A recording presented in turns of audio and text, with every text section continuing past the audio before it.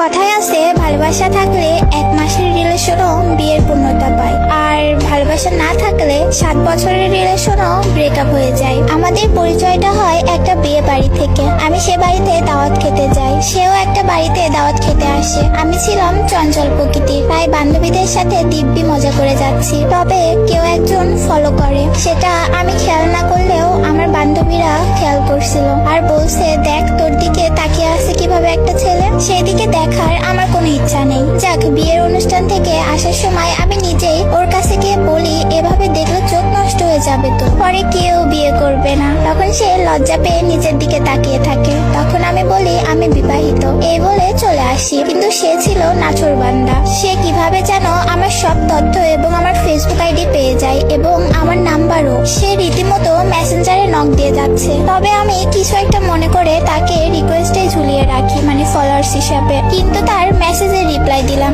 কে আপনি? সে তো রিপ্লাই পেয়ে পরিচয় দিয়েই যাচ্ছে, কিন্তু এদিকে আমি চিনেও তাকে না চিনার ভান করে বসে আছি। যাক, পরের দিন ওমা, সেদিকে আমার স্কুলে চলে এসেছে। এবার আমি রেগে গিয়ে তাকে ইচ্ছা মতো কথা শোনালাম। সে শুধু হাসে, যতই হাসতেছে ততই আমার রাগ উঠতেছে। এভাবে 8-9 দিন যাওয়ার পরে আমার ভাইয়া বিষয়টা শুনতে পায়। ভাইয়া জানার পরে ভাইয়া ওকে শাসন করে, কিন্তু তাতেও কাজ না হলে ভাইয়া ওকে মারে। দেখি তাতেও কোনো লাভ হয় না, সে তাও আমার জন্য অপেক্ষা করতে থাকে। পরে আমি তাকে বলি, আপনি চানটা কি? তার একটাই কথা, বিয়ে করতে চাই। ওই প্রেম টেম করা আমার পক্ষে সম্ভব না, আর প্রেম করে আপনাকে তো নাও পেতে পারি, তাই সোজা বিয়ে করতে চাই। তখন আমি বলি, হইছে, লাইলি মজনুর মতো হওয়ার দরকার নাই। তখন সে বলে, তুমি ভালোবাসো আর নাই বা বাসো, আমি তো তোমাকে ভালোবাসি। তবে তার জন্য কোনোদিনই আমার মনে কোনো ফিলিংস হয়নি। সে তার পরিবারের ঠিকানা সবকিছু আমাকে দিয়ে দেয়। আমাকে বলে, যাচাই করে নিও, কেননা বিয়ের পর বলেও না যে তোমাকে আমি ঠকিয়েছি। তখন আমি বলি, আপনাকে কে বিয়ে করবে? আবুল তাবুল কি বলেন? কিন্তু এদিকে আমি নীরবে খোঁজ খবর নিতে থাকি। একটা সময় কেন জানি ধীরে ধীরে কথা বলতে শুরু করি। তবে তাকে বলিনি যে তাকে আমার ভালো লাগে। 25 দিন পর আমার পরিবার জেনে যায়। জানার পর তার বিরুদ্ধে একটা অ্যাকশন নাই যে স্কুলের মেয়েদের সে টিস করে। পরে থানায় থেকে পুলিশ এসে তাকে অনেক শাসায়। ব্যাপারটা আমার অনেক খারাপ লাগে। তখন থেকে তার প্রতি আমার একটা মায়া বাড়তে থাকে। 1 মাস 15 দিনে আমি তার মায়ায় পড়ে যাই, কিন্তু কখনো ভাবতে পারিনি কিভাবে কি হয়েছে। আসলে ভালোবাসাটা তো এমনই, হুট করে কখন কাকে ভালো লেগে যায় বলা যায় না। হুট করে সিদ্ধান্ত নিলাম দুজন বিয়ে করব। সময়টা ওই 1 মাস 17 দিনের সময়। যদিও মনে ভয়, তবুও তাকে হারাতে চাই না। কোর্টে বিয়ের পর পরিবার জেনে গেল। তারপর আমার পরিবার তাকে মামলা দিয়ে থানায় ঢুকিয়ে দেয়। কিন্তু আমার বয়স কম থাকায় তেমন কাবিন হয়নি, তবে বিয়ে হয়ে গেছে। যখন তাকে থানায় নিয়ে যাই, সে শুধু এটা বলেছে, তুমি ঠিক থেকো, তাহলে আমি সার্থক হব।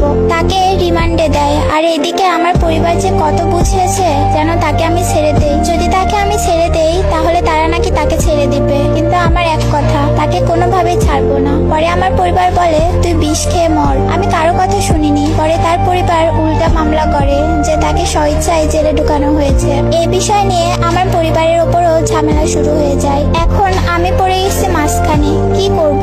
পরিবারের পক্ষে যাব নাকি ওর পক্ষে? কোনো কিছুতেই মিলাতে পারছি না। তাকে জামিনে বের করা হয় 3 মাস পর। তাকে দেখে মনে হচ্ছে সমস্ত অপরাধ আমার। তাৎক্ষণিক গ্রামের চেয়ারম্যানরা বসে এটা নিয়ে। তখন আমার একটা কথা, আমি ওর কাছে যাব। হয়তো কতটুকু মায়া জমেছে বোঝানো সম্ভব না এই অল্প দিনেই। আমার পরিবার সেখানে অনেক ছোট হয়। পরে সেখান থেকে আমি তার সাথে চলে আসি। শ্বশুর বাড়িতে আসার পরপরই আমার স্বামীর বড় ভাই বলে, তুই কারে ঘরে আনছোস, যার জন্য তুই জেলে গেছিস তারে? তখন সে বলে, আপনি শুধু এটাই দেখলেন, এত মানুষের সামনে যে তার পরিবারকে নিচু করে আমার সাথে চলে এসেছে এটা দেখেননি। আমি তার মুখের দিকে তাকিয়ে কান্না করে দেই। পরে তার বড় ভাই তাকে বলে, বাড়িতে রাখতে হলে টাকা দিতে হবে প্রতি মাসে। সে আমাকে রেখে কখনো ইট খোলায় কাজ করতো, কখনো জাল বইতো, তবুও সে আমাকে ছাড়েনি। এভাবে 3 মাস কাজ করার পর তার বড় ভাই আমাদের বাড়িতে যায়। বড় ভাই গিয়ে আমার পরিবারের কাছে বলে, দেখেন, আমি আমার ভাইকে বিভিন্ন শর্ত দিয়েছি, সে সবকিছু মেনে নিয়েছে, তবু আপনার মেয়েকে ছাড়েনি।